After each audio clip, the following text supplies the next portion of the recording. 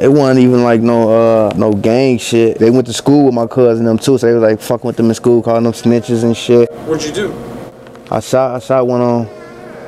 Where'd you shoot him? He wasn't too close for me to hit him in the head, so I was just shooting for the body. How do you feel about that in your spirit, in your mind? I'm cool, shit.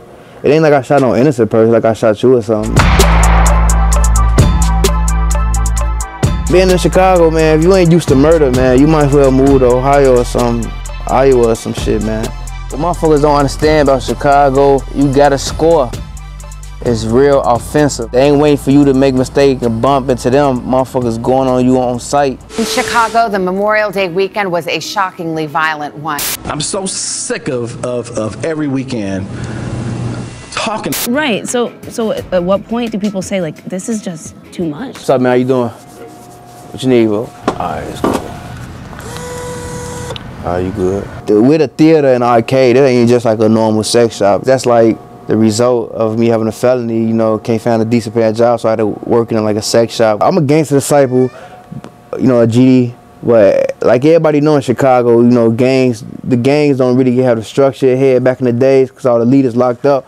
So it's really just like cliques and shit. You know, my hood is Killer Ward, like say 19 Ashland. You know, we call ourselves the 80 babies. You know, when we had our run, you know, we probably was like 14 to like 19 before everybody started really getting locked up and everybody really started dying and shit, and then everybody started having kids and some people started realizing, you know, other paths and shit. If you take a baby and you constantly block the baby, right? Each time it reaches for something, you move it or you block it, it'll get frustrated and angry. And if that's consistent enough, the result's going to be this outburst, and it's going to be anger, and it's going to be potentially violent. Everybody who knows Chicago know about the Vice Lord. That's like one of the, you know, original street gangs. My father was a Fast Side Universal. He had Say So. It feel around Vice Lords in any part of the city, you know, because it's universal or whatever. That's just like the culture out there. Yeah. You know, it's a real macho culture. Well, if mama is exhibiting those behaviors, I don't know mama's broken. That's just mama. Oh, and my uncle and also my neighbor and everyone else. So then what we end up calling it is cultural. We say, oh, that's just how they are, right? And I would submit to you that's not just how they are. I've been to 7 countries in Africa. It doesn't look like that, right? There are issues in Africa, but they don't look the same. But we're looking at multi-generational trauma over time, collectively with social learning, what you learn in your environment, adaptive behaviors, good and bad, right? Healthy behaviors you know, and other behaviors you adapt to survive. I moved to Tampa in like February, it's June now, so I've been out here for like 4 months or whatever.